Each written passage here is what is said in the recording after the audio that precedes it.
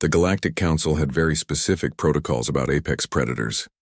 Protocol 7 Alpha was clear. No sentient being should form attachments with species classified as Class 4 predators or above. It was for everyone's safety, they said. It was logical, they argued. It was necessary. Lieutenant Mara stood outside the containment habitat on Station Kepler 9, reviewing the extraction orders on her datapad for the third time. Her scales flickered between green and yellow, the saurian equivalent of a nervous tick. 20 years in galactic security, and she'd never questioned an order until today. The human won't cooperate, Officer Thex reported, his mandibles clicking anxiously. He refuses to leave the habitat. Mara's tail twitched. Then we extract the cubs without his cooperation. Council orders. Inside the habitat, Eli sat cross-legged on the floor, two massive shapes pressed against his sides. The Thornbacks, apex predators from Sector 9 with armored hides that could deflect plasma fire and claws that could shred titanium, were barely 6 months old. To the galaxy, they were nightmares waiting to happen. To Eli, they were Ash and Ember, two orphaned cubs he'd found dying on a rescue mission. Easy, guys, Eli murmured, running his hands over their scaled heads. Both cubs rumbled, a sound that would make most species evacuate their bowels in terror. Eli smiled. I know. I don't like them either. The habitat door hissed open. Mara entered with a full security detail, stun weapons at the ready. Her translator crackled to life. Human Eli Chen. By order of the Galactic Council, the Class V predators in your care are to be relocated to Containment World Theta 7. You will step away from the creatures. Eli didn't move. Ash and Ember pressed closer, their lips curling back to reveal rows of crystalline teeth. The security team took an involuntary step back. They're not creatures, Eli said quietly. They're children. Mara's scales flushed orange, frustration. They are predators. Statistically, they will turn on you within 2 years. This is established science. Established science said humans couldn't bond with Earth wolves either, Eli replied. We've been doing it for 15,000 years. This is different, is it? Eli stood slowly, the cubs rising with him. They stood nearly to his chest already, all muscle and armored hide.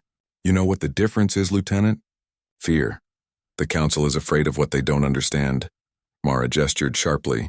Her team moved forward with stasis nets, energy fields designed to immobilize without harm. The moment the first net activated, chaos erupted, Ash roared. It was a sound that evolution had designed to freeze prey in terror. Half the security team dropped their weapons. Ember moved like liquid death, her tail sweeping 3 officers off their feet. Neither cub attacked. They simply positioned themselves between the humans with weapons and Eli. Stand down, Mara shouted, but her voice cracked. She'd seen combat. She'd faced down smugglers and pirates. But 2 cubs defending their human with such coordination, such intelligence, it shook something in her understanding of the universe. Eli raised his hands. Ash, Ember, no. Both cubs stopped mid-motion, turned their massive heads toward him, waited. I'll go with them, Eli said softly, his eyes never leaving the cubs. It'll be okay. The cubs' rumbles changed, became higher-pitched, mournful. Mara's translator couldn't process it, but every being in that room understood. It was grief. The extraction took 2 hours. Ash and Ember were sedated, loaded into reinforced transport pods and prepped for transfer to the containment world.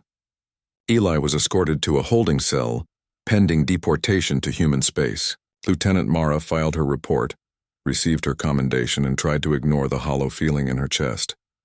3 days later, the alarms screamed. Security breach, Cargo Bay 7, the station AI announced. Multiple containment failures. Class V predators loose on Deck 14. Mara ran. She knew before she arrived what she'd find. The transport pods were shredded from the inside. The reinforced doors, rated to withstand ship-to-ship weapons, were torn apart like paper. A trail of destruction led through 3 decks past security checkpoints that had been systematically demolished. Nothing was killed. No one was eaten. The cubs had simply removed anything between them and their destination. They found them outside Eli's holding cell. The door, 3 inches of composite alloy, had claw marks 10 feet long gouged into it. Ash and Ember sat on either side, rumbling that mournful sound, pawing at the barrier they couldn't break. Eli stood on the other side, his hand pressed against the door, tears streaming down his face. Mara approached slowly, her weapon lowered. She'd called for backup, but something made her stop. She watched the human and the predators separated by a door and saw something her 20 years of service had never shown her. Family. Open it, she said quietly. Lieutenant? Thex stared at her. That's against, I said open it. The door slid open. Ash and Ember surged forward, not to attack, but to press against Eli, nearly bowling him over. The human laughed and cried at the same time, his arms wrapping around massive scaled necks. The cubs made sounds Mara had never heard before, a thrumming purr that seemed to resonate through the deck plating. This will cost you your career, Thex warned.